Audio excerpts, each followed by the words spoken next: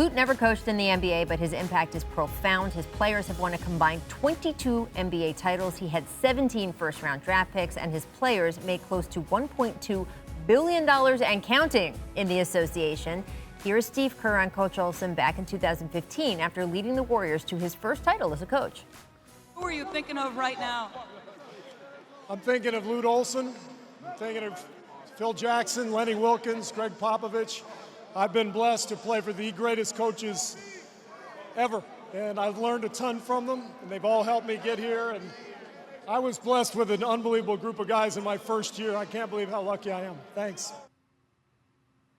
That emotion in Steve Kerr's voice and Lute Olson, the first name on his lips. I'm now joined by two NBA champs who played for Lute in different eras, Richard Jefferson, Sean Elliott. Thank you guys both for joining us. Sean, I'm going to start with you. Tell us about the impact Coach O has on you, your hometown of Tucson, Arizona. Oh, Rachel, it's really hard to put into words the impact that he's had on me and the entire Tucson community, not just Tucson, but the entire state of Arizona. I always joke to people that when I was in high school, Tucson is where all the scouts stopped to gas up on their way to L.A. No one was coming to watch basketball in Tucson. And Coach just changed that entire landscape. He was just, he was larger than life. He just had a presence about him that, his former players, they can tell you about it. He just had a presence and an aura about him. Just to be around him. He was a legend in the city, but he was a legend to us as players too. And we were there every day with him in practice.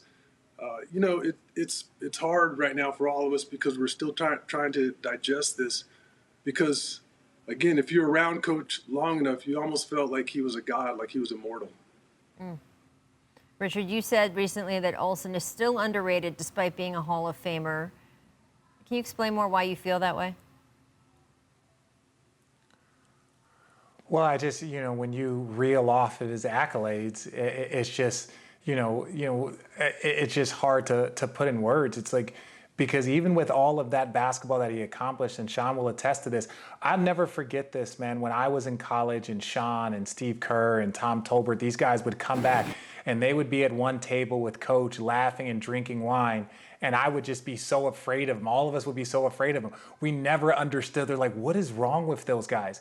And lo and behold, 2-3 years after leaving college, I would come back and I was so appreciative of everything that man had taught me to prepare me for the next phase of my life. I understood why they would sit and have wine and laugh with them. And I was doing the exact same thing because he just prepared you. And as much as we talk about all of the All-Americans and this and that, there are guys like Sean Rooks, guys like Tom Tolbert, Luke Walton, guys that were never heralded and even were just, above average college players. But because he taught them how to play the game the right way and at such a high level, they were able to go on and have 10-year careers, 7, 8, 9-year careers. Those are the guys that I think, were really indicative of how great of a coach he was. Yeah, and one thing people might not know is that in the early 90s, Olson had players wear MLK patches. This was to protest the fact, this was on their warm-ups, and it was to protest the fact that the state of Arizona had revoked Martin Luther King's birthday as a holiday. Now, in November of '92, Arizona became the last state to observe MLK Day. Sean, what did that mean to you as a black man from that state that he did that? It meant a ton. It meant a ton, and it meant a lot to his players, and it meant a lot to the community. Rachel, to be a player at Arizona, and then after, Coach Olson always taught giving back, and he was always instrumental in the community and enriching the community. So that kind of gesture, that kind of statement wasn't surprising to me. If you were an Arizona basketball player, you're expected to be more than just a basketball player. You're an ambassador for the university, you're an ambassador for the team, you're an ambassador for the city. And he was one of the first coaches, the first coach that I played for who really emphasized giving back and being a productive member of your community, not just being a basketball player. Coach just cared immensely about his players, and part of just being a great coach was also fostering terrific young men, and that was just part of it. Yeah, Sean, that's well said. He was an ambassador. When you look at what he was able to do and help make that change. And that's why it's hard for me when people say, oh, they're from a different era. Oh, some of these people, you know, they grew up. This man, you know, was from an era where there was extreme racism. And one of his mentors was John Wooden. And, you know, him and John Wooden were so close. He used to coach at Long Beach State and learned so much about equality and understanding from that man. And he just continued to push the same message that John Wooden would push. Look at that, Sean. Yeah. And so that's my thing.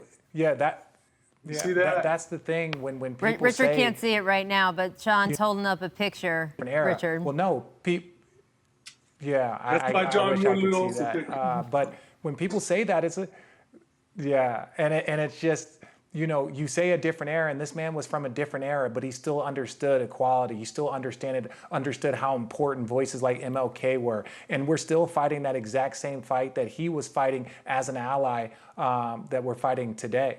No, that's a great point. By the way, not only was he, quote, from a different era, but still knew how to do the right thing.